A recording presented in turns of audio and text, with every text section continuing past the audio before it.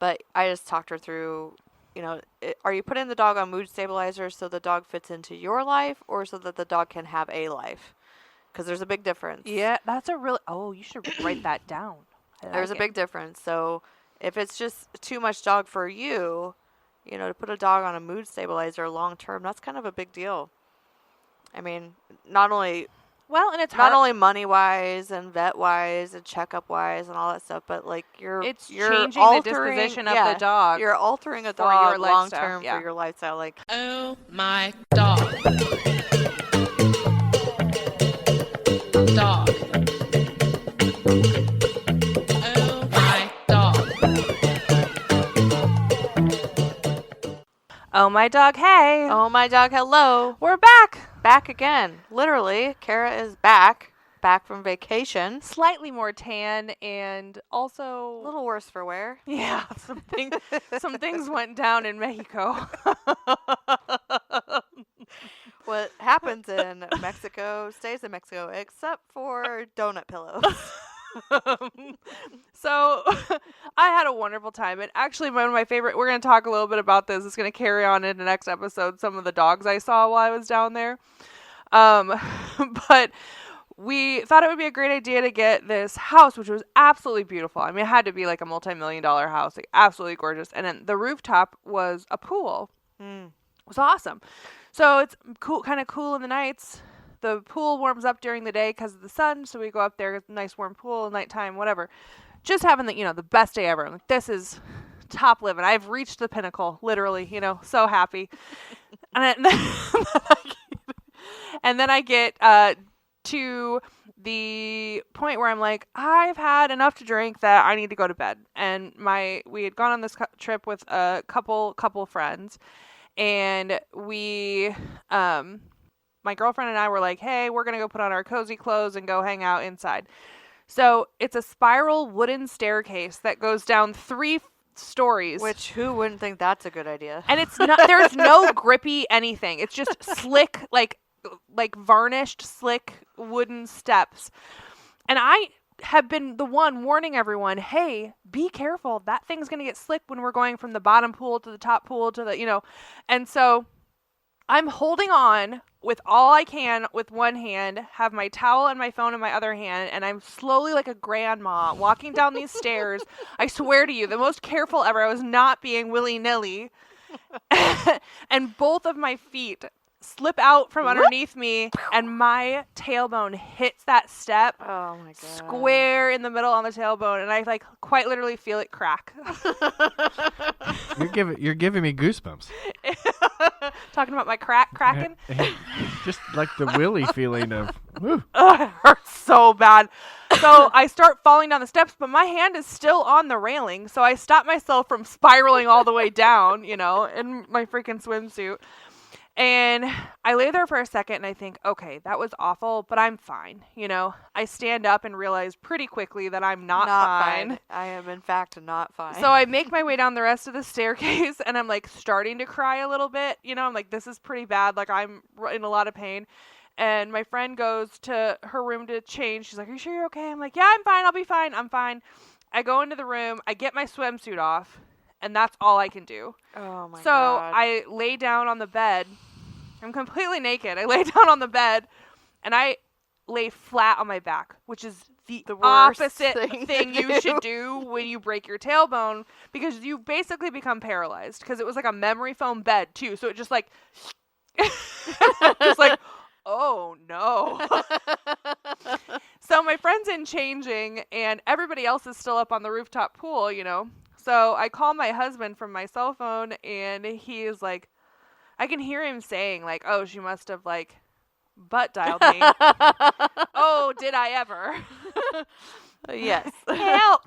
So I called him and I was like, I can't move. And I'm like whimpering. And our other friend who we're with is a nurse. And she goes, get out of the pool. Like, get down there. Like, something bad happened. So they all scurry down to my nude body just stuck in this bed. I can't move. Like, I can't roll one way or another. I'm in so much pain. I'm just like silently like crying. I'm like, I don't know if I'm ever going to leave Mexico. I think I'm going to be stuck here. Tough gig. Yeah, it was a nice bed and a nice place, but my God. So anyway, I get some drugs in my system and sleep it out. And let's just say the plane ride home was like worse than anything I've ever been through pain-wise. That was horrible. So anyway, I'm here and I'm sitting on a very fancy cushion that I ordered overnight delivery from the ferry from the island in Mexico. I went to sit down on the ferry thing and I was like, oh, this isn't going to be good. Everybody's got to be looking at you like, what happened? Like, what's wrong with her back end? Yeah. So then I had to just tell everybody that I saw, like, I'm in the back of the plane. I got the back row seat and I'm just standing the entire plane ride because I'm like, I can't sit down. And I just told the flight attendant and the people are sitting next to me. I was like, I literally cracked my ass and there's nothing I can do about this. So like, look away and I will be the gatekeeper to these 2 bathrooms. And like the flight is filled with like 375 people. Oh my Every God. single one of them peed at least twice. So there I was with the towel over my arm handing out mints, you know. Did you get any tips? No. Oh. Only tip I got was to wear water shoes. Well, worse things could happen in Mexico, I guess. Oh, yeah, I'm not sure what it would be. The cartel didn't get me, but Right? yeah. Anyway, I'm back. All that to say. Well, I'm glad you're back. I'll say that. We had some early action. on in the vacation, I could see that she was still responding to emails in typical Kara fashion, Can't help it. which I was also responding to the same emails. In the exact same way, so it just looked like that we were I responding. mean, as we always do, we responded exactly the same. But I messaged her. I was like, "Hey, I don't know if your, internet reception or connection or whatever, if you're not seeing my responses, but like, go be on vacation." I severely regretted saying that by the end of the week. I'm like, girl, get back here. I'm tapping you in. No, it was a pretty good week. We had, so over the last 2 weeks, we had 4 intakes and 12 adoptions. So I think this is the most that we've ever been askew in a good way. Flopped. Woohoo! And we did adopt out some pretty hard cases, so we'll be going through that. But amazing. I have not yet heard this is fresh. Dreamer intake stories. Dreamer is a Dreamer is a little sheltie that we took in. Yeah, that comes from a breeder who we've talked about a few times that I'm working on helping them retire. They're a very elderly couple. Like and this is the same one with the little really. Yeah, what she's got got what are they shelties doing too. with a sheltie? They have shelties too. Because normally they release like Bichons and poodles Maltese. and Shih Tzus, Maltese. Shih Tzus, yeah. But they do little shelties as well. Okay. I don't know how many they have left, but anyway. And this dog, she needed a release because he had a pretty severe infection, and I don't think he would have made it if we wouldn't have gotten him any sooner. So we got him in. I mean, the vet called me and said, I'm concerned about this dog, and that doesn't happen very often. Right. But he's doing fine now. But this is my first day. Like, I literally flew out on the day that this dog was going to get brought in. And I told the breeder lady, I was like, hey, they always pull up in my driveway. They're old. They can barely get out of the van. Oh, man. So I always go out to them, get the dog, and say, wait here, I'll be right back. And I take the dog inside, or I transfer it to my own kennel and put it on the porch, and then we do paperwork, and I sign the paperwork for them. And Cam, I get a text message from Cam when we land in Dallas, and she goes, well, that was the weirdest drop-off I've ever experienced. And I was like, what do you mean? It was just the old people, right? Like, you went out and got the dog. They've been to our house a dozen times. She goes, well, I told them. And Morgan, who is one of our fosters, she stayed there at our house as well. And so they were both there for this intake, right? But they had both just gotten home like a minute or two before they pulled up. So they hadn't even had a chance to like figure out the house or whatever. The dogs were still out and hadn't gone out potty yet. So it was kind of a turmoil inside. Yeah. So they go out. She grabs the kennel and she's like, I'll just take the kennel in. I'll bring the dog inside and then I'll bring the kennel back out to you. Yeah. Well, Cam is very soft-spoken. It's possible that the old man didn't hear her. Okay. He followed her. Oh, no. Up the stairs. He can't move quickly. So she had to have gotten in the house, started to like because she always puts the dog in the bathroom to decompress and then, comes back out. So she was in the bathroom getting the dog out of the kennel to take the kennel back out to them. And she walks back out into the house, and in the kitchen, all the way in the kitchen, past the kitchen where there would be like a dining area where our bar is where we eat. So the opposite direction of where she went. Right. She looks around, realizes the door had been opened, and she was like, what is happening? All of the dogs are going crazy. The old man had walked in the house, followed her in, turned the wrong way. Mr. Bojangles was like, a friend! Jumped up, knocked him over. No. Cameron walks around the corner, old guy laying on the ground, arms and legs in the air, laying in a dog bed. He fell down in a dog bed. And I'm like, oh my God, you have got to be kidding me. This did not happen. He's lucky to get bit. He's lucky he didn't get bit. He's lucky he didn't break a hip. Right? He landed in that nice posturepedic dog bed. He probably landed in some pee too. God. And I'm like, what? And I'm like, you can't. And so that's the start of the trip. So I'm like getting ready to leave, and I was like, cool. This is a good omen. This is how things are going to go. Yeah. That's really why great. not? Everything went smoothly after that, and I have not heard a word from those two to like say, hey, like this happened when we dropped that dog off. We'll see if they ever reach out to me again to like finish this mission to like close down their, I don't know what. Anyway, he turtled in my living room, and I don't know how he got back up. Oh, okay. I was going to ask, was she able to get him back up? And, Yeah. I mean, obviously, he's not still somehow. laying there. Yeah. Oof. Anyway. Well.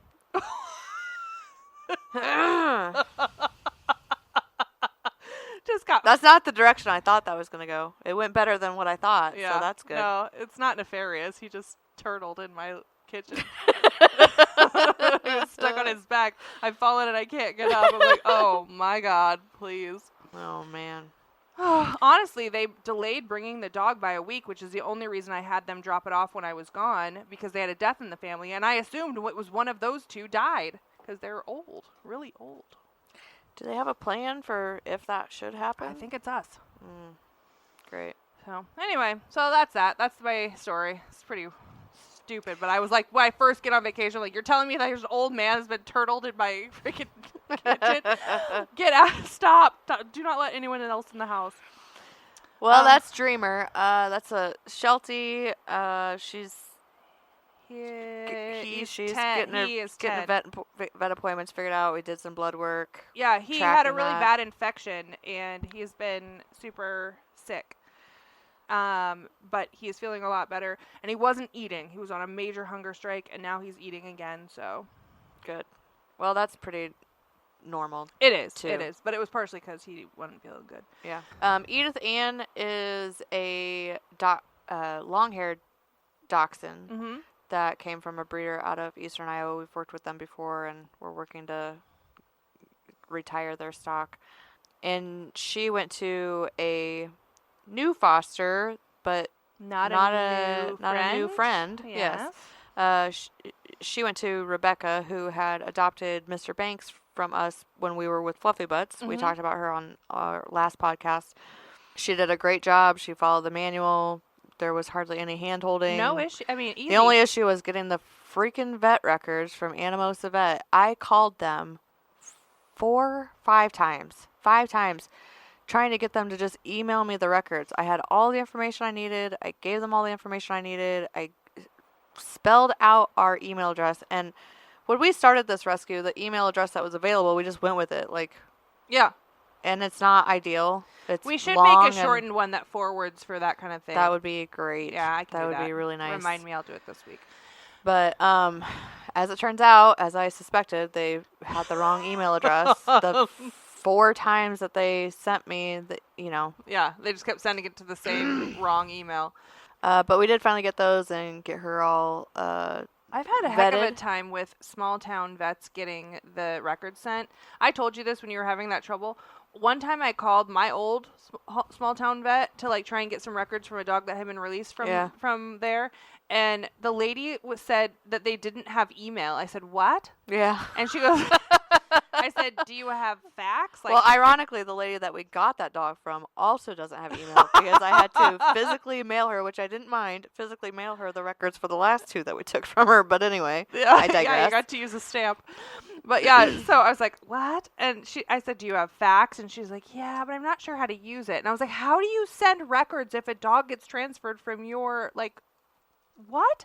And so what she did was, I said, well, do you have a cell phone? And she's like, yeah. And I was like, could you email it to me from, like, is there from your personal email? Right. Like, what? Can you help me? She goes, what's your phone number? And I was like, I'm talking to you on it, but, So I gave her the phone number. She texted me from her personal cell phone a photograph of the screen of the computer that had the records on it. What? I was like, I will take this as the best we're going to get and move on with my life because I've wasted hours trying to talk this woman through, like, there is a certain point where the effort just isn't worth the double vaccination. I will just start over. This dog's getting double rabies vaxxed. Like, screw it. Oh, man. Speaking of stamps and mailing things, I had some nice little surprises in my P.O. box this week. Yay! And last week. Listeners and fan mail just for Holly. I know. Going to the post office is getting much more exciting. I got a postcard, which both of them were postcards, which I love. I love postcards. I don't even know. Did we mention that? I have a ton of I have, like, I think the last time I counted, I had over 2,500 postcards. Oh, I just gave you like 100 at least. And there's those too. Yeah. So anyway, got a postcard from our foster Ginny, from Colorado. Yeah, she was on vacation. Lovely postcard. Thank you so much. I can't tell you how much I appreciate it. And then we got another postcard from Carrie, another foster of ours, when she was in Marco Islands in Florida. Yeah. And funny story about Carrie. We had text her or messaged her about something. I don't even remember what it was. I think it was like picking up a dog or transferring a dog or something like that. And she sends us a voice message. It's just her speaking for like 4 minutes. Which I love voice memos, by the way. I almost love them more than voice to text because you can hear the inflections and whatnot. But nobody does it, so it's kind of weird. I wish it was more like socially acceptable to send voice memos, but okay. It's like the mix between a text and a phone call. It's perfect because I don't have to actually respond in that moment. I can think about it and then in my own time send you a voice memo. But for searching capabilities, it really sucks. Yeah, you can't check back on that. But she sent us this voice memo like, I'm on a beach and I've had some drinks and I lost my glasses, like her reading glasses, and I can't type, so here's a voice. Anyway, we got a postcard from her as well, so thank you so much. Again, it's P.O. Box 33, P.O. Box 33, Madrid, Iowa, 50156. We accept postcards and letters and fan mail, bribery, and anything else you want to send us. Cash money. I'm sure. I really want to get to the point where I'm annoying the postmistress. Like, that would be an ideal situation. Yeah. Yeah. Yeah. I like it. Send me all the things. I put the P.O. box, which I'll call now our P.O. box because I feel like it's our fan mail now. I half own that chip and dip. I put the address for where to mail to us on the podcast page of our website, so you can find it there. Yeah. So that was Ethan, and she's already been adopted, which we'll go through that. But and then lastly, so only 4 intakes again. Lastly, we had Lilo and Gucci, which came in together.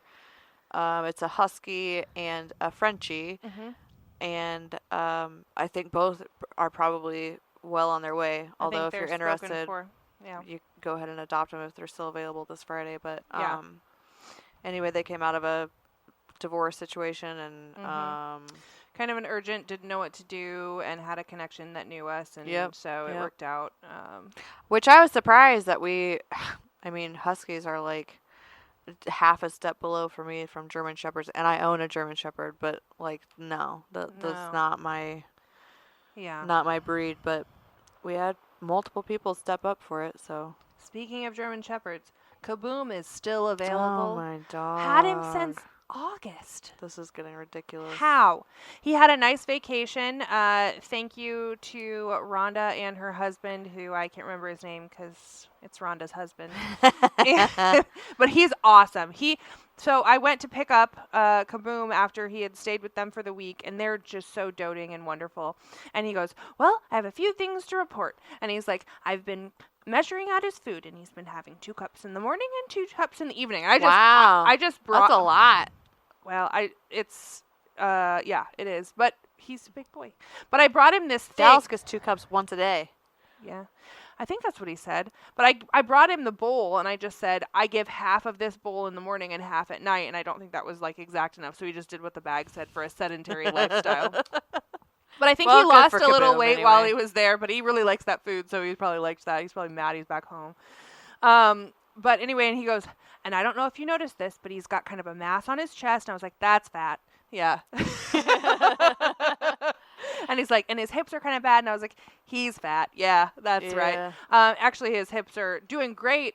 He jumped right up into the truck when we got there. He loves car rides. So anyway, I was super thankful that they were able to take Kaboom out of the equation so that when I was gone, it was just our dogs plus the new foster. That's another volunteer opportunity. Hugely helpful. Vacation fostering. So that's a very, very temporary situation. A week, a couple days, a weekend. Just help us with respite foster for dogs.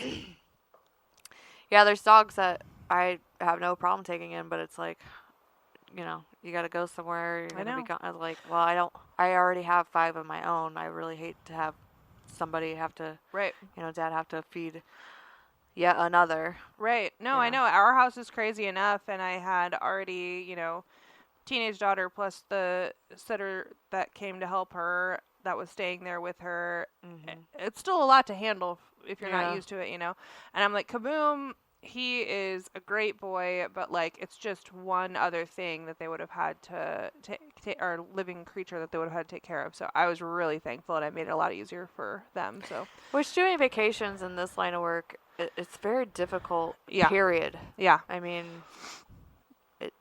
having multiple dogs for anybody, even if you're not in this world, having multiple dogs is hard to take a vacation. You're a multi-dog household. It is, and no matter what you do, they're still not with their people, and it's a change of pace for the dogs. Do you know when I came home, my beloved favorite dog, Mr. Bojangles, do you know what he did? Gave 0 shits. No, he was like pretty interested in Mr. Burhow when he came home. He was like, yeah, cool. Oh, look who it is. I like that person.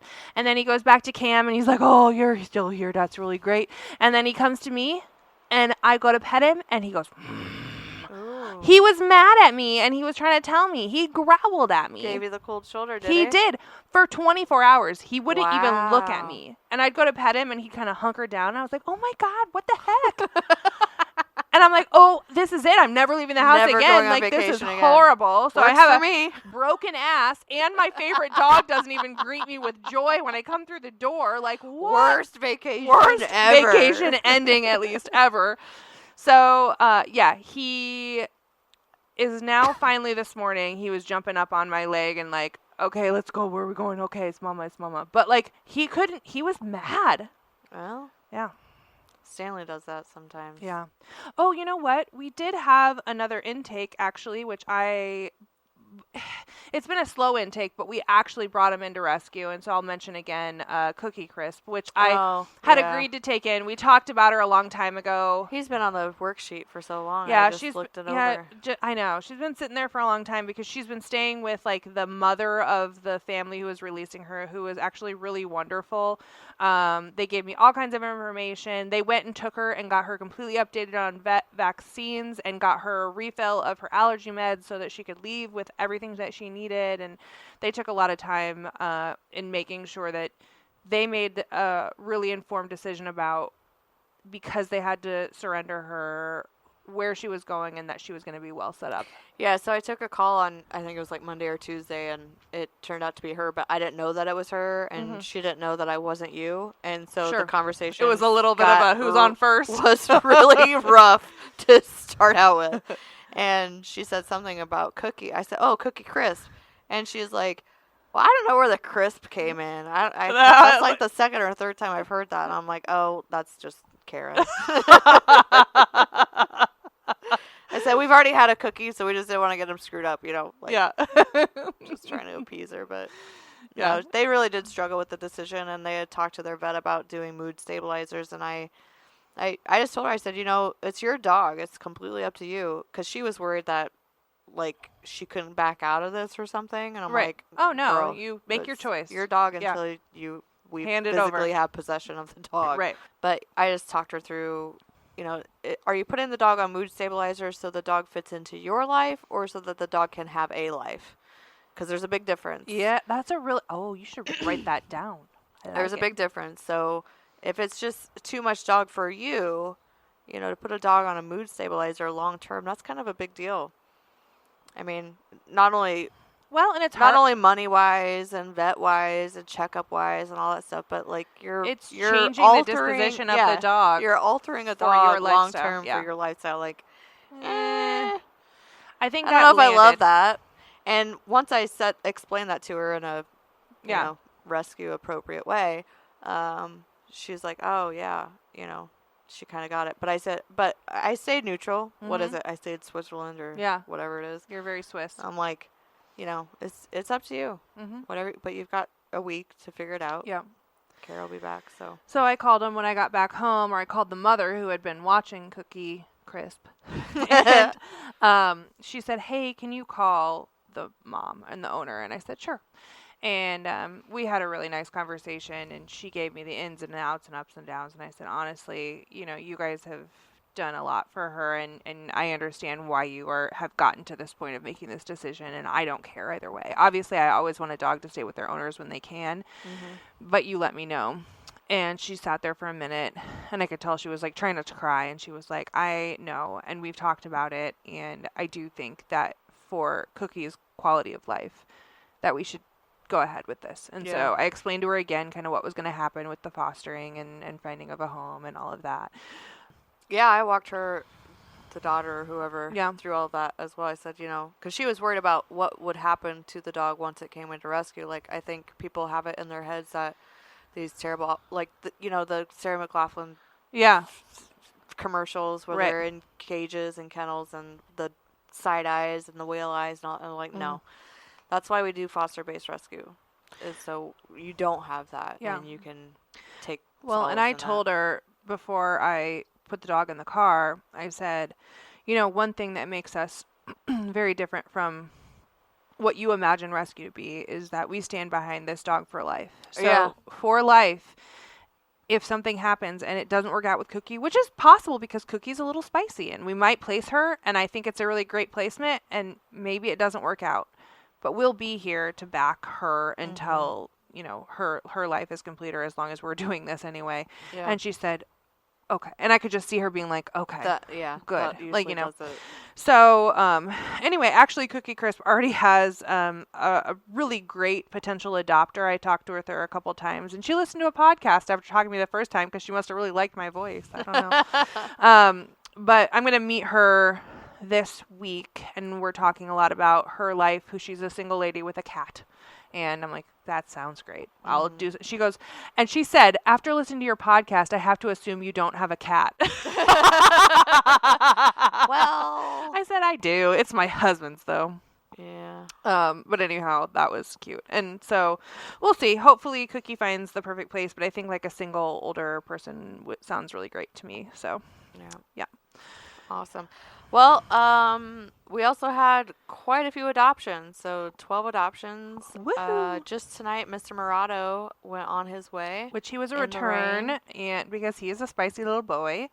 But I saw the picture, I saw the lady, and I said, she doesn't care if he throws some shit. Like, they're going to be fine. Yeah. Like, you can just tell sometimes. Yeah. Thelma, which our foster in Madrid here had, they came all the way from Sheboygan, Wisconsin. To get Thelma? Yeah. What? I know. Thelma is like a Chihuahua mutt. It's not even like a... I forgot to send this to you. Oh my God. Because I was trying not to bother you, but I stopped in to the bowling alley. What night was that?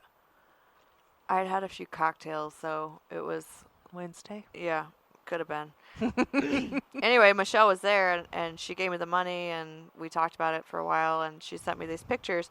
They made, like, We gotta post these. the kids made these little, like, drawings and, like, coloring book It says, colored "Welcome home, Thelma." And then what's this? Oh, another one. Welcome things. And home, this Thelma. one says the the- LMA. Thelma, like, Velma. 2 lines. 2 lines. And they colored them and They everything. drew a It's little all very good. chihuahua. They taped it to the door for when she got back. Good and, like, Lord. And here she is on the couch with a pillow that says "reserved for the dog," and the adoption Yeah. contract. So. Well, and Anyway. the man has already emailed and asked for a little help with getting Thelma to like decompress. Yeah, I and forgot I things. responded to that. Okay, good. We haven't heard from him. So hopefully everything's going. Thelma, they came out of a hoarding situation, so like living. Which is what I told him. You know, Yeah. I attached the 333, which probably went with the contract. I'm assuming it went with the contract because it's part of the document. But you know, I told him when you're She needs doing a breeder 666. release, you kind of have to double it. Yeah. So you know, and being a Chihuahua, best thing to do is ignore them. They Yeah. can't stand it. They Yeah. cannot stand being ignored. They want to be attached to someone. Yeah, but and- don't pay attention to. You know what yeah, I mean? like don't force it. It's like a dating game, really. Kinda. Mm-hmm. Shiloh was another So another Morgan. Chihuahua out of that same group, right? Yeah, Morgan, Yeah. who took in Dreamer after the guy, nearly deceased on my kitchen floor. The day before. When you said turtled, that's not what came to mind. Oh. Especially after telling me the tailbone story. See, Man Pet is shaking his head. Oh. Now listen, I'm like, wait a minute. growing up, anytime we had like my dad always said, "Oh, he's turtled." Like anytime we had like a dog or a cat or whatever, and it's when they're stuck on their back and they can't get off their back, which is like what happened to me when I broke my butt. I did get turtled on that bed. I couldn't get up. But I don't know where we were with that. anyway, so Oh, yeah, Shiloh, I said, get Shiloh out the door so that when Dreamer comes in, you got a 1-for-1 situation. And Shiloh had not had hardly any applications, had one that fell through. And then we got this magical, great app, and it was perfect. Like, Shiloh left, Dreamer came in. It Perfect. worked good, so. And I don't even want to talk about it. Roy finally found she's his been forever home. crying and crying about getting Roy out the house, and now she's crying because Roy's out the house. Well, you know, I don't have a problem doing fosters when they're like in and out. Like you just Yeah. they don't Or if settle they're kinda in, they don't get dicks. attached, or if they're little assholes. Like, bye. You Bye. know what I mean? But Roy, he was just so, it took him like 2 or 3 days to kind of open up. And then after that, it was like the floodgates. And he wanted to be loved. And he was just a happy-go-lucky little boy. Mm-hmm. And he was potty trained. And for the 3 days that I kenneled him, that never lasts long in my house because I'm like, I feel bad leaving them in a kennel. We don't kennel any of the littles Everybody else anymore. I goes just in throw bed. them in Gen Pop. Good luck. And he loved being under the covers. He was just a sweet kid, but, He was the coolest looking little dog too.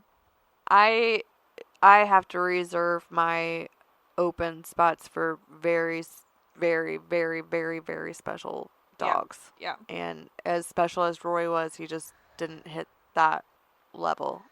But if he were to be returned, there's no question where he's going to. Yeah, He's coming back with me. Yes. And then I'm going to adopt him out to somebody that I know so I can go see him every other day. Yes, yeah, for sure.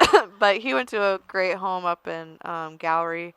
And actually, it was a great learning opportunity about dog food because I had explained to her that Roy came in a little overweight and he can't be on open feed. I learned that because I have my dog food stored in my pantry area, and He found one it. day the door got left open and whatever, and He I came came back home and and he he was so bloated, and he was bloated for like 3 days, and I'm like, buddy, Yeah. been there. Yeah, done it. Yep. But anyway, so I got to her house, which is lovely, by the way, and I recognized the food that was in the bowl. And I recognized it because when I adopted Stella, or when I bought Stella, Was it Kibbles and Bits? it was that meaty, Moist and meaty. That's the worst of the worst. It's the worst of the worst of the worst. I said, Pardon me, is that moist and meaty? I mean, I got really nervous because on her application it said she fed Blue Buffalo. And I was like, perfect, because he's already on Blue Buffalo. Yeah. I mean, I was like, great. Yeah. He just can't be on open feed. And she's like, no, I feed twice a day. I was like, okay, cool, whatever. And then I get there, and there's this shit in the bowl, and I'm like, no, I'm... You're like one of the only humans who would recognize like what was happening. He's not staying here if that's what you're feeding. Yeah. But I, very politely got into that conversation, and I said, listen, he can't eat this. Nobody can eat this. Yeah. Like this is, so I pulled up dogfoodadvisor.com. And I put it in there, and I was like, look, it's like not even a half a star, and it says do not recommend in capital letters. Like, and they have a dog. They adopted a dog from another rescue last year, maybe a year ago, and it had to have its leg amputated. Oh. And it also has a liver stent. Whatever. I don't know. Anyway, I said... liver shunt. Liver shunt. Thank you. And they're feeding moist and meaty? I said... You're gonna kill that dog. You're gonna kill this dog. Like Yeah. I said, I really need you to understand this. I looked her dead in the eye. I stopped her and I looked at her dead Put on. it in and the I trash said, while I'm watching. throw this shit away. Don't even feed it to your garage cats. Like, no. Yeah. No. No. Yeah. Luckily, I had brought a small bag of Roy's food. I always send food with them same. so Yeah. they can transition over to whatever they're feeding if they're not feeding the same. And I said, here's enough to feed Roy and your dog for today and tomorrow morning. And tomorrow, after you get off work, you go straight to wherever you need to go to, and you get Blue Buffalo. Mm-hmm. And she's like, well, I have a bag of Beneful out in the garage that somebody gave us. And I was like, okay, well, show me. Like, I want to see it. Like, yeah. This is why I say to our fosters, like, when you're doing your research and your background checks, like, do not leave a dog anywhere you do not feel 100% comfortable. And I'm like, I'm not leaving him here. Yeah. I am responsible for this dog. Yeah. I am responsible for his quality of life for the rest of his life. I'm not leaving here without knowing. The dog food queen is not leaving. With moist and meaty Beneful. It's not happening. Right. For anybody listening, moist and meaty is not even food. It's Play-Doh. It's quite literally like Play-Doh. It's You can mold it into another creature. Of the worst on the market today. It should not even be sold. Mm-mm. It should not be legal for it to be sold. Anyway, so I follow her out to the garage, which, side quest, they have... This is turning into a really long story, but I don't care. They have a refurbished, renovated, whatever word you want to call it, MASH ambulance that they have converted into a camper that is dog friendly. So as another side quest, the dog food was then redeemed. I was she like, saw this. She was like, my dog. Okay, well, it might be okay to leave him here because this is bad. If y'all don't know, I am the biggest MASH fan there ever was. I have the entire collection on DVD, all 11 seasons. And has a DVD player just for that. I have watched the entire series, and I'm using this word appropriately, literally 25 times. It's a comfort for me. I love it. Anyway, so they have this MASH ambulance, and she's like, yeah, we just got a new camper. My husband's thinking about selling it. I'm like, you said what? Excuse me, who? Take my money. With where? What kind? Do you what? want Venmo? Do you want PayPal? What do you want? What are we Blue talking about Buffalo here? dog food? So anyway, we get out to her garage, and she's got this bag of Beneful, and I carry it in for her, and I look it up just so that she knows I'm not talking out my ass. Like, I pull it up on Dog Food Advice. It's like, this only has 2.5 stars. And then she said, well, I said, didn't your application say Blue Buffalo? And she said, yeah, I used to sell it. Not the one with the wolf on it, but the one with the diamond on it. I'm like, yeah, that's what I feed. I pulled it up. I'm like, look, 4.5 stars. That's okay. This is what he needs to be on. This is what you need to be feeding. You can't just flip-flop around like that. You can't go from freaking 4.5-star Blue Buffalo to moist and meaty Play-Doh. Like, no stars. Ugh. She goes, yeah, I thought that was really weird. Maudie, their resident dog, she just wouldn't eat it. I'm like, no shit. So anyway, all right. it was a great learning experience. Now she knows. I sent her the podcast for the dog food episode, so that was a great resource. I for think her we as probably well. talked about moist media in that dog. Yeah, and but she did message me the other morning and said that she was on a bit of an allergy situation. So I was like, well, you know, she's having allergies that she thinks to. I said, well, give him a bath and see what happens, and you know, if he has to come back, it's not the end of the world. So that's the very long-tailed story of Roy Boy. But we've been He's waiting. a good boy. We've been waiting for a good boy Roy to find a home. Other one we've been waiting for a hot minute, and we thought, Oh, and this is God. gonna be real. I'm gonna be real plain and honest here.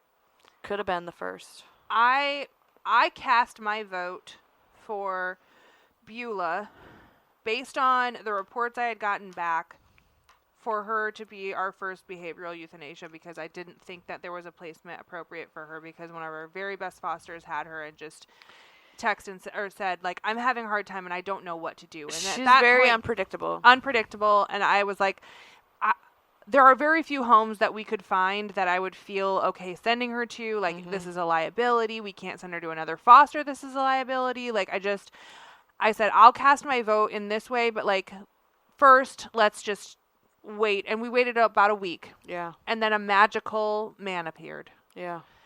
He He was a widow. But lives by widower. himself and no Widower, other. yeah. Yeah, widower. No other pets. Lives by himself. and has had only reactive dogs for his whole life. He specifically does this. So. Yeah. I saw them standing together, and I thought, this old man, he ain't taking no shit, and he don't care if Beulah has a crabby day. He's moving on to the next day. He's in it. And I feel really confident that that is where she needs to land to retire, and thank dog, because I did not want to have to do that. But I also didn't like the idea of sending her anywhere that wasn't like that. You know what I mean? Well, usually we can tell what the triggers are pretty quick, because But we couldn't figure her out. But she was just so unpredictable. And we tried I mean, like, she'd been medicated. She'd been in different environments. Like, she'd been in 2 different foster homes. yeah. Technically 3. Yeah. One foster had moved. So, Yeah. But same pack. But Yeah. anyway. And adopted and brought, returned. Yeah. So So, thank dog, and I hope it works out. Again, from the picture, I was like, "Yep, I feel like this is it." So, anyhow, Marzipan. Well, let's do the next one after Marzipan last, and then we'll wrap her up. But Marzipan was a little corgi that was kind of spicy, found a good home. Vil was a returned puppy that mixed breed dog, but just darn cute enough that in and out. it was like what'd you call it? German Shepherd? A German Shepherd. I don't know. No, you said it once. I don't remember. It was kind of a weird, and I said, well, its coat, you wouldn't think it'd be, so, you said it was really soft. His coat was really, really, Oh, really no, that was a soft. different one. That was a different dog. The Australian Shepherd, or the Australian German Shepherd had the softest the coat. Kira. Yeah, Yeah, Kira. yeah. Okay. This one looked a Look little... at me remembering names. Yeah. Woohoo. But Vil was returned because he got a little too big for the house he was living in, and the homeowners association said nope. So he was in and back out again pretty quickly, which I was thrilled, because he's a larger mixed breed, which can be difficult. So, Sienna was one of the kids that came from Fluffy Butts. yep, a little apricot poodle. Apricot was adorable. Really cute. Like freaking no teeth. I don't even like poodles, and that one was cute. She was cute. Pistol, almost pistol whipped and killed the I dog. cannot believe that dog is in and out this fast. I She don't- had to know that those people. She had to know the adopters. No, She didn't? Aussie crazies. A little mini Aussie? Yeah, I don't care. That But- was the one that almost did the Yeah, other dog Pistol in, almost and then they went on pistol vacation. Yeah. The whole crazy thing. So Pistol. Hope you had a great Crazy vacation. call. We found a home for your found dog. a home for your dog. You're welcome. Yeah. So spicy little mini Aussie, adorable. But we made sure that the foster gave the good, bad, the ugly, the whole history. Yeah. Did you see my message? Yeah. You're like, yeah. Because in the group chat, like, I want this in writing that you Told them what happened. she tried to because take I out a don't wiener. want a phone call that their wiener is also almost on from a death's one-handed adopter. door. Seriously. Like, But I think Pistol's a very nice dog that was in not the best situation. Yeah, and I was also agree. not spayed and in heat and got Yeah. agitated and flipped her and the switch. foster knew the situation. I think she would agree to. Agreed. So it's Yeah. all good. But Muffin was a return Yep. We didn't have any problem getting that dog adopted out. Easy peasy. Yep. Wonderful home, retired couple. That dog's going to live the lap of luxury forever. I'm glad I don't see any more emails. You have a new application for a muffin. Yeah, get out of here, my muffin. gosh. And Edith Ann was that sweet long-haired weenie. Dachshund. Out. So, okay. Last but not least. Yeah, I forgot to go back. I'm trying to help you out. Thank you. That's what we do. Flo's got to go. And And Lobe. with who? Our biggest fan, Morgan. So From Wisconsin. yeah, our Wisconsin friend. So here's what happened. She originally had emailed about Flo because she was like in love, felt the connection, blah, blah, blah. And we're like, no way. Flo doesn't like other dogs. Yeah, because she had 2 others. Turns out, after a few days, Flo was fine. And it was a incorrect report. We have these wonderful videos of Flo playing with her foster family pups and doing really well. And so we thought, well, the applicant that had originally said that they wanted her kept ghosting and us. ghosting and ghosting. Yeah, I and talked to Natasha, and that lady messaged her yesterday. said, can she come and down? said, yeah. She's Get like, out of here. Hey, I'm available now. When can I meet her? I'm like, Go Are away. you serious right now? So she said she was going to come every Friday Even for if like we did 4 still weeks. have her. No. No. So anyway, she was going to come get this dog. Didn't. We get the email from this lady. Flo decides that she likes other dogs. The world just whittled its way into the most perfect union. And we've already decided, though it is not typically a vacation destination, we will be coming to Wisconsin to go have Cheese curds. cheese curds beer. and chips and queso and margaritas and beer with Flo's new mama because she's amazing. And so we chatted with her a little bit, but she really got to know Natasha through the Yeah. adoption process. And I think they're, Besties. built of the same card, very funny, witty humans. And so we couldn't be more excited about where she landed. That's Yeah. so fun. I do hope we get Found to on the podcast. have Come a on. mark. That's working. Finally. 30 episodes in. Yeah. This is our 30th episode. 31st. 31st episode. No way this is 30 episodes. 31. This is our 31st episode. Well, congratulations. Thank you. I know. I feel like you should know this better than we do. Haven't you edited all of these? Our producer doesn't even That's know. why it feels like it's 60. It should be more. The number of hours I've spent with these women. That's enough out of you, man. Pet. Oh, turn it off. Mute. Yeah, put that button over here. Oh, man. Yeah, incredible. Speaking of which, and just a quick note, we've been doing the full episode and the toy episode, which shows that we're at like 15.5. It's throwing people off. It's throwing off my count. So I'm eventually going to change how our episodes are numbered. We're not going to do the 0.5 anymore. Starting now. This is going to be episode 31, and here on, we're going to go from there. So Yeah. I can always go back and renumber the other ones, but Yeah. it is what it is. So makes more sense. It was a good for the idea. masses. I mean, it made sense when we made that decision. Well, I don't think we knew, like, just, Yeah. A, how much we were going to love doing this, and B, that it was going to start picking Who would have up thought steam. we'd go 30 episodes in? Holy cow. No, I mean, statistically, what did you say? People don't get past episode 6, they're, done. yeah. So, basically, Eh, we got an A+. We're doing it for posterity anyway. I know, we were talking about this, I was like, when we're dead someday, like, Or if somebody's close to like, it. you know what, who I really miss, let me get on Apple Podcasts. I'm sure that's exactly what they're going to do. This will just be on loop at our funeral. I was going to say, I can pull clips out. I was listening to a wonderful podcast where it was actually like following along with a crime, but it was trying to figure out how this woman died, right? And her life was kind of very mysterious, and she had lots of circles of friends that happened throughout her lifetime. And so basically the whole podcast was these people telling about how they were drawn to her and the things they liked about her. Yeah. I was like, if every person could just have that done for them, Oh, my God. wouldn't that Before be you wonderful? die, ideally. Before you die, you get all the people who love you to record, what they It's love gonna be a about short freaking podcast for me. you. Have you heard Hey, have you heard me speak? I can fill the whole thing if you need me to. You'll have a whole nother year of your life added of just me blabbering about you, so stop it. Hilarious. But yeah, I thought that was wonderful. It's like her whole life, I mean, she's dead or whatever. I think she killed herself in the long run. Like, everybody was like thinking it was like she was a spy at one point because she was so mysterious, but it ended up just being. That's It's like she should have heard this podcast first if that was her choice where she landed. There are some days I would like to just go underground for a hot minute. Work for the Russians.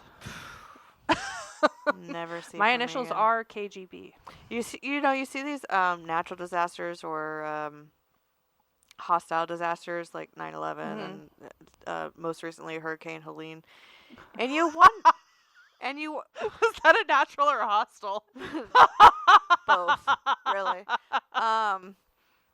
And that's like the prime opportunity to just like, oh, I died. I died. And just bounce. Well, did you see that guy that did that? He faked his own death in a Yes! kayak accident and then like ran away to Europe. Europe with a like a Build-A-Bride or something. What do they call that? Mail order bride. Build-A-Bride. Stop it. You can't run away with a Build-A-Bride. We have a dog rescue to run. She might have just created a new business. Actually, that's genius. I know they have those like robotic But I lovers. meant mail order. I know. The mail queen should have remembered that God. turn of phrase. Anyway. Oh my God. How did we get here? I don't What's know. happening? Well, the meat of our episode is going to be really quick. Okay. We were just kind of sitting and chatting, and I had started listening to another episode or another podcast that I'm going to dive into later. I think I've found our matched twins on a different coast doing dog rescue, but I'll talk about them more. But they were speaking about some of the unscrupulous things that happen in dog rescue. And I can't say that there's a lot of it that I know of personally, apart from some things that I've researched. But a lot of it has to do with importing dogs to then rescue out, right? Like rescue out, like adopt out. Yeah, when you were telling me the story, I was like, we see some things that we consider shady, like shady practices or whatnot, but I have not seen anything like what you're describing. I've seen it on Instagram. There's a few dog rescues that focus on, specifically on the rescue of dogs that are in like Asian meat markets. So in certain countries, they will raise, capture, whatever, to process dogs for just like eaten. we do, like hogs and Right. cattle. And, Right. Yeah. So obviously there's some folks that go there and rescue and legitimately try to stop this and like pull the dogs out and save them and send them back to the U.S. and whatever. Well, there's been some different regulation changes within the CDC and like what can be brought in and out of the country. Specifically like that dog flu that happened a year and a half so ago where dogs were actually dying from that. That is part of that was brought in by... Feels like an annual thing at this point. But I know. But when it first happened, brought in by dogs that were essentially imported by rescue. Now, beyond people actually legitimately trying to rescue dogs that are in like this meat industry, there are people who are importing dogs in mass quantities as puppies to essentially resell as rescue dogs with the story and the guise of that they are meat dogs.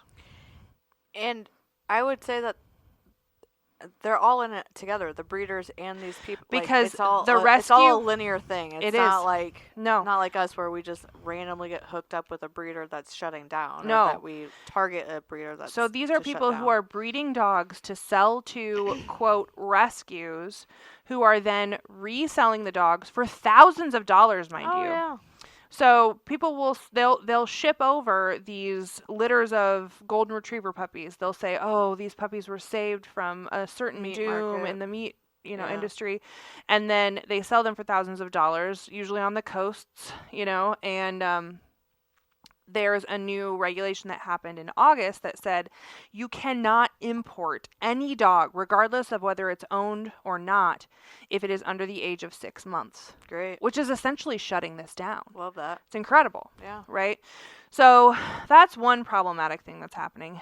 The other that is questionable, is cherry picking dogs from all over based on whether or not you can quickly turn them if you are paying your people. There's a difference between a niche rescue, right, or a breed and specific a rescue, cherry or picker. yes, and there are when we say niche, it's like, okay, it's not just large dogs, small dogs. It's like there's very specific, like the West breeds. Highland White Terrier Rescue, or Exactly. the German Shepherd Rescue, or the Rottweiler Rescue. Yeah. And then it gets, and so I'm fine with that. Yeah. I don't. Our that's- very I mean, I'm fine with all of it. awesome to a contact, point, they but- do only Great Danes, and unless it's a purebred Great Dane, they said no, because that's the rule they made, because they know that there's enough And they purebred can do German. that. Yeah, there's enough purebred Great Danes that they can place those dogs, but if they're not purebred, they're going to sit and churn, and they know that. That's fine. But regardless of whether they know that or what, that's their prerogative. It's And a that's- volunteer, nonprofit. They effort. started a They nonprofit- can pick whatever the hell they want to pick. Yes. But, when you're cherry picking dogs under the guise of like, I'm just helping whoever I can, and then Like us. Yes. But then you start seeing like, well, they're only getting in pregnant moms that are about ready to give birth, and we're only doing puppies, and we're only doing it. There's some really Yeah. specific things to watch for that can be Trends. unscrupulous trends. And part of that is to ask, how much are you paying your staff? How much are you paying your director? Are they trying to fill in a void, like monetarily? Like, there's just a lot of things to be wary of. You know? It's questionable. I mean, and I always say a dog rescued is a dog rescued. Yes. But, But spread, if you spread the love. Yeah, but if you have Spread the an word. idea of like what your thoughts are. So in this podcast I was listening to, they were talking about like when she decided that she was going to take the job of being, the main director of this rescue, the question that she asked was, are you going to import dogs from out of this country to rescue? And they said, no, there's too many dogs here that need our help. And she said, okay, good, because we're in alignment, and that's Wasn't how that I ironic? feel. Yeah.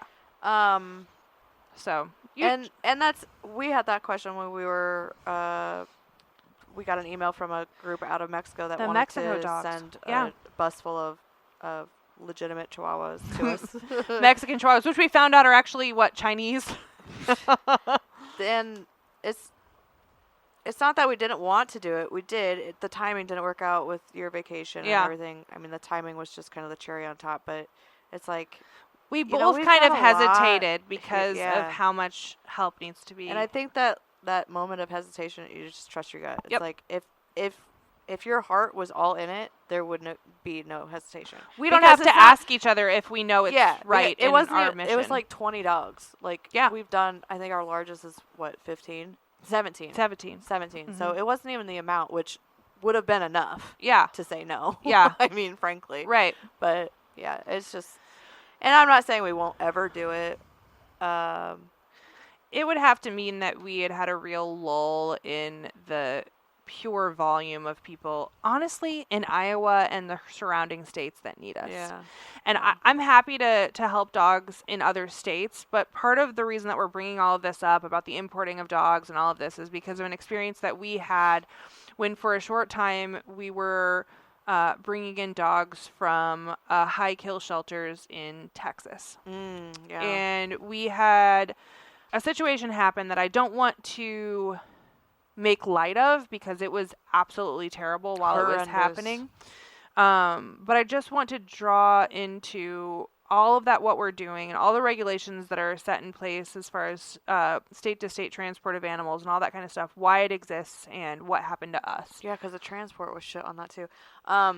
And this is, let's just preface this. This is not to say anything bad about dogs coming out of Texas. No. It's just like anything else.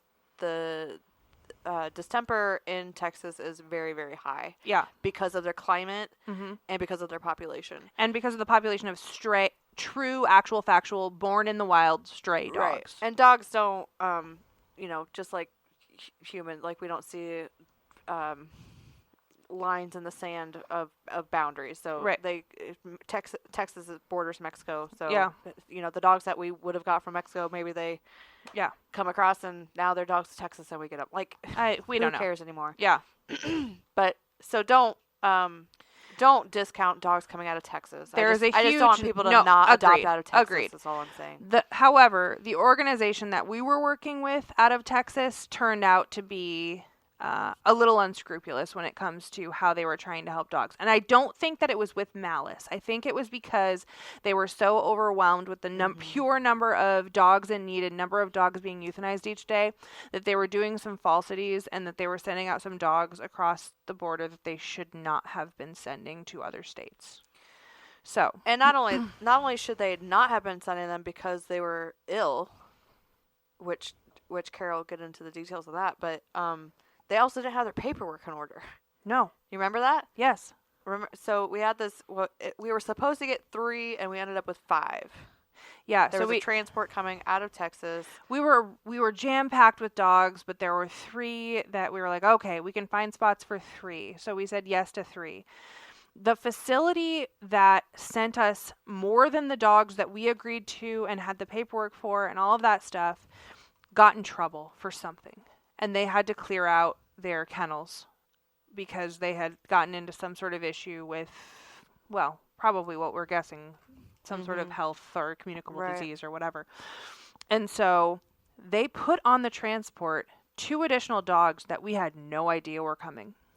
And this transport runs from Texas all the way up to Minnesota, and they make multiple stops along the way. And so the stop that happens to happen in Des Moines is at like 4:00 in the morning. Yeah. I mean, it's crazy. Yeah. So 4:00 in the morning, our pickup for our representative for the rescue shows up and they start handing out dogs. She gets 1, she gets 2, she gets 3. And then they're like, oh yeah, we have these 2 other that are tagged for Oh My Dog Rescue. And she's like, what? No. Which at 4:00 in the morning, what are you going to do? Yeah. So I actually think she caught one of us because I think we said, take them. Yeah. Because what are we going to do? Send them back to Texas? Right. So they just went on a really long road trip. Yeah. So we took all of the dogs and we quickly found placement for the 2 extras, which was wonderful. One of which was a brand new foster. That brand new foster, who has turned out to be wonderful. In fact, the same people who watched Kaboom for me while I was gone. Oh, nice. They took in one of these puppies that had been shoved in the back of a crate, and quickly realized that the puppy wasn't feeling so hot. And I thought, we've been seeing a lot of, at that time of the year, we'd been seeing a lot of kennel cough. And I said, that sounds kind of like kennel cough to me. And in a van full of, 20, 30 dogs. Yeah, like probably. Communicable diseases just kind of run rampant. So, dog continued to get worse, and it became clear that it was not just kennel cough. So we said, go straight to the vet. We had the appointment ready. They got there, and the vet ran some tests and was waiting on results of some tests, but said, this does not look good. We're going to keep this dog here. He's crashing. Got a quarantine. Yeah. Quarantine. So that particular vet luckily had a setup where they could do a quarantine. They kept the dog there. And they tested for a few things, one of which is distemper. A distemper test, if sent to Iowa State, can take anywhere from 48 to 72 hours to come back, whether or not it is positive or negative. And before we even got the results back for the test, they called me and said, we've tried everything we can. We're not going to be able to save this dog. We're going to have to euthanize it because it's so bad. Like, it was so sick. So they euthanized the puppy. We had him cremated, and then shortly thereafter... Which we had talked to the foster if they wanted to be there. I kind of remember this now. Yeah. But it's a very contagious disease. Yeah. Distemper is very contagious. And you had to suit up to go, and we all had... I remember we had a conference call with us. Pearl. Yeah. And I was going to go. I was just like, I'm going. But then it's like... Wait a minute. I've got my own dogs.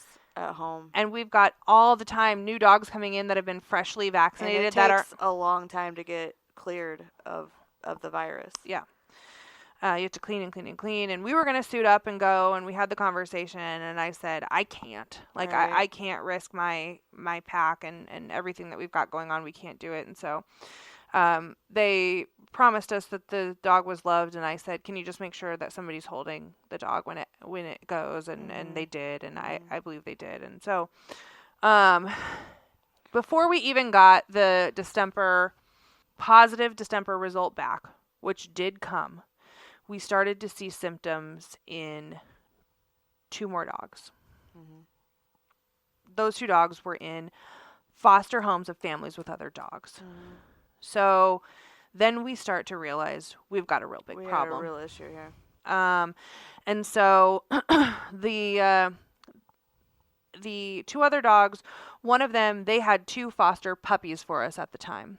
One of the puppies was this adorable little scruffy thing, had nothing to do with the transport, but had it been in light contact, we immediately had everybody quarantine any puppies or dogs that came out of that transport. And alerted the people that sent them to us. no one gave a shit. No. I'll get into that. Yeah, you could talk about that piece. But anyway, it was a long 2 weeks or so, 2 or 3 weeks, while we waited for test results for distemper for not only the 3, that would have been 4 other puppies that were transported. One of them tested completely negative, did not have it at all. Clear. The other 3 tested positive. 2 more puppies had to be euthanized from that transport, and then the other puppy that was in the household with that foster also contracted distemper from that dog, even though that dog had had 2 rounds of distemper vaccines, still young and very susceptible. Yeah. And so we ended up losing, I believe, 4 in total. Yeah. The one that made it had to go through treatment. Yep. For a long time. We went through a long treatment with the one that made it. And finally, you have to get 2 negative results. Was it a week apart? Yeah. I had kind of like blanked all this out of my memory, so thanks for digging all this shit up. Well, it's just coming out of my memory, so it's 80% correct. But yeah, it's because it was awful. It was terrible. I thought, what the hell are we doing? This doesn't happen. The vet that saw these dogs is an educator for Iowa State, and she said that she had not seen distemper in the state of Iowa for more than 25 years. Yeah. So I'm instantly like, oh, holy shit. This is going to explode. Like, we have brought distemper to Iowa. Like, so then I start looking at the records that came up with them, and of course we had only records for the 3 that we were supposed to. For the 3, no health search for the other 2. Which, if you don't know, as a listener, if you take a dog across state lines, it has to have a health certificate signed by a veterinarian that confirms that they have the rabies vaccination and that they are of good visual health. Like, they don't have goopy eyes, they're not sniffling, they're not coughing. Yeah, and usually the DHPP vaccine, which includes distemper. However, there's no holding pattern from how soon they get the rabies and distemper vaccines to when they can be transported. So they can get those vaccines that morning and be transported that afternoon. We've done that. Yeah, as long as they look healthy. The puppy that came that had distemper did not look healthy. They should never have let that dog leave, but it got shoved in the back of a kennel illegally and brought up here illegally, and we didn't know. All right. So I called the lady that ran. I don't even remember how this all went down, honestly. So she was the lady. Really blanked this out. Yeah. So she was the lady that ran the in between the transport. Yeah. She did the transport, and I called her and requested the health certs. Didn't hear back. I emailed, requested health certs. Didn't hear back. Called her again. Finally got her on the phone. I said, "What the hell? What's the deal? Send me these health certs. What's going on?" Like, I explained the situation. I said, "We got dogs dying. We have mandatory reporting situation here. Like." This is not good. No. I need these health certs right now. Like, I'm not hanging up with you until I have them emailed to me. Right. And she's like, well, we don't have them. I said, what do you mean you don't have them? We don't have, and she was really pissy with me on the phone. She was rude. I got real hot real fast. I said, and she touted, she's like, I've been doing this for 20 years or some bullshit. And how many like dogs that. have died in that time? I ma'am? said, if you've been doing this for so damn long, you should know damn well you can't send dogs over state lines without health certs. And you sent 2, and they have distemper, and they've died. And I have to mandatory report this to the state of Iowa, the state vet of Iowa, like to let them know that distemper is in the state. Do you realize what's going to happen now? Yeah. They're going to come back to you, and you're going to be investigated. Yeah. So post somebody up because you're about to get served. I don't know what to tell you. Yeah. Oh, I was hot. I was so freaking mad. I said, how can you do something like that? I said, and it's not even that they look healthy. They were sickly upon arrival. Yeah. What are you doing? Yeah. Whether they die there or die here, distemper is like 99.9%. I mean, the fact that one got out of it alive is one that beyond survived, me. and the foster that saw it through all of that treatment. They were about to have a baby, I believe, and she was like, "We've gone through this whole journey with this dog. Obviously, we have to adopt." And so they did end up adopting the dog after all of that. But what? And selfishly, I'm like, you're putting our this whole entire rescue and everything we built on the line, like because of your negligence and your unscrupulous activities. Like, because, get out of here. Because at 4:00 our heartstrings got pulled. Like, no. Oh, I was really, really, really bad. But we did do a good job. I'm really good on phone calls like that, though. I've really pulled out some good one-liners. I can't repeat them here, but no, yeah, I'm sure they were real zingers, and I should have written them down. Oh, man. But anyhow, that was a wild time, and it was really made me question what was happening and what we were doing. And so at that point, we made a choice, and it won't say that we won't do it again. We probably won't bring puppies again, but we are no longer accepting dogs from Texas, just because of that, and because we can fill all of that void of dogs on the euthanasia list right here in the Midwest, really close to home. We don't need to track down problems. No, we don't need to look for problems.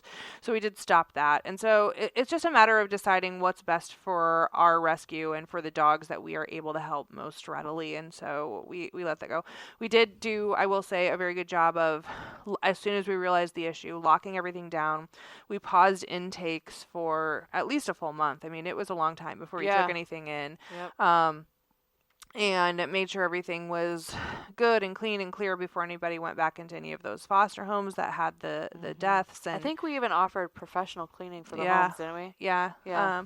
So, I mean, we did everything that we could. We didn't have any further spread outside of the puppies that were exposed directly. And it was absolutely awful and the opposite of what we want to have happen. But I kept pushing that we wanted to share this story, because there are some times when shitty ass things happen to people who are just trying to do the right thing. And just to understand who you're trusting with what you've built. Yeah. And so we learned that we should not be trusting that lady in the transport, and which they were a reputable, or so we thought, transport. Came up once a week from Texas in this really fancy, nice, pretty, shiny van. Nope. But can you imagine what would have happened if you're a new foster or just any foster, and your dog contracts distemper from a foster dog, and your resident dog dies? Yeah. That's not happening again. I would not lose it. Well, yeah. It would not be good. I said that to that lady on the phone too. I said, what if you had killed one of our people's dogs? Ooh. Which is why it's important to make sure all of your dogs are fully vaccinated before you decide you want to begin fostering, but also we're even more cautious about where our dogs come from now. But you can't always help those things. Sometimes things happen. I was telling Kara earlier, I kind of came in Debbie Downer tonight, and I was telling her, I said, I don't know if it's just the gloomy where the moon is at, or what the hell whatever it is, but I'm not here for it. And I just feel very judgy and very,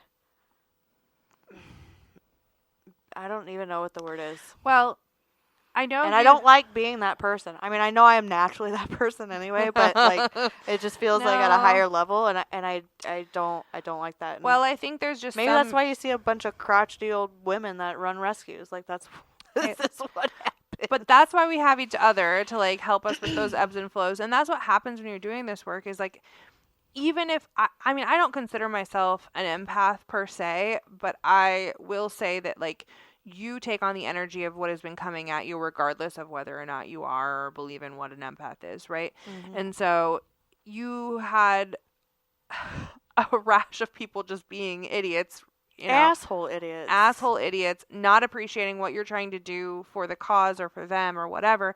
And it's easy to walk in to the room and just feel deflated. But yeah, there are days where we have 12 adoptions and only 5 intakes, and the world is becoming a slowly better place, and we're doing this for the right reasons, and it is what it is. But there are definitely days where it's okay to say, I'm not feeling okay about what's happening, and what can we do to make me feel better, Luckily, Kara and I switch off on those days. We try to. If we land on the same day, it's going to be Don't bad. call. No, I did get a call from the bat phone this morning. A guy, he said multiple times that he was disabled, so I don't know if he thought I didn't hear him or that I cared, but in a good way. I mean, okay, you're disabled. So are the rest of us, like some sort of capacity, right? Right. Anyway, he had this pit mix, female, 9-ish years old, lovey, cuddly, not good with cats, good with kids, good with other dogs. I said, well, what's going on? Why do you need me to find you a home for this dog? And he said, well, I can't afford her. I said, well, what do you need? Mm-hmm. Like, is it the food? I'm thinking the cost of a dog. I mean, vet care is, once a year, or catastrophe situations. Yeah. A dental once every, however many years. I'm like, so it's got to be food, right? He said, no, I need to get her up to date on vaccinations. And I'm like, okay, well, if in the back of my head, I'm quick doing the math. She's writing in the sky again. Remember what I said? This beautiful mind, and there's numbers flying past her face. That's what happened. I'm like, well, if he surrenders this dog to us, we're gonna have to vaccinate the dog anday. So I'd be more than happy to get it done now for you, sir. Like, if that means you keep the dog, I'm more than happy to pay that vet bill. Yeah. So anyway, he called his vet. Got an appointment set up. I called the vet and gave them our card. Mm-hmm. So his appointment's on us, and I think we're sending him a bag of food, and I think somebody else in the we've got some volunteers that are going to send some more Mutt food. Mafia is going to send him a couple bags of food. So, he was very concerned about taking the dog to a shelter and her being euthanized. He said, she's just a really great dog, and I said, well, big, mean-looking to bully, be honest mixed with you, at 9 sir, years old. Yeah, like I hate to say this, but you're right. The chances are is you're right, and I'm gonna have a really hard time finding a foster for this dog. I'm gonna have a really hard time finding permanent placement for this dog. Mm-hmm. The best place for this dog is with you. Mm-hmm. So what do we need to do to make that happen? Mm-hmm. And it was a matter of vaccinations and a couple bags of dog food. But I was also kind of frank with him in the most polite way that I know how, is like, you got to figure this out. Mm-hmm. Like, I'm going to help you, but we're doing this together. Right. So you make the appointment. Let me know where you made the appointment. I'll call. I'm not going to call the vet and make the appointment for you. The kind of thing. You got to have some buy-in. And I know there's a pet pantry in Cedar Rapids. I know there's a pet pantry in Ames. Mm-hmm. Like, moving forward, we can help you find your resources. Yeah. But yeah. No, I thought that was the absolute best call in that situation. And he had sent pictures of the dog, and it looks exactly like my American Bully mixed dog, who was a hot mess, and if he went to a shelter would immediately be euthanized too. And so I thought, oh my gosh, we got to help this dog, but I have nowhere to put it. And so that was quick thinking, and I thought a good solution for a dog we couldn't immediately help here. Yeah. So that was really good. Lastly, to wrap things up, we had another bat phone situation. Oh my God. And this is the other reason I came in pissed tonight. I'm like, this lady had messaged us a couple weeks ago, and she has this hot Chihuahua. She needs to get rid of it right now. Today. Also, it's gotta go. As an aside, just for kind of funsies, it's a Chihuahua pit bull. Which, what? Who was the what? Was the who? Okay. It looks like a brindle Chihuahua, but like adorable. Anyway, continue. Yeah. So I rush, post it on Mafia. We get a foster Right away. I don't even think it's an ideal foster because of she's spicy. She's spicy. And Janelle, bless her heart, the sweetest person in the world. I'm like, are you sure you want to Because, take on like, a spicy? I don't want you to get bit. Like, Yeah. you're one of my favorite people. Because she So did Gypsy Rose. Yeah. So, like, are you sure? She's like, yeah, I'll give it a try. And then she sent me her availability, and I sent that on back to the lady. Nothing. And followed up Nothing. multiple times. We can help you. Here's when we can meet Oh. you. We can help you. Here's when we can meet you. We'll be right there. When can we be there?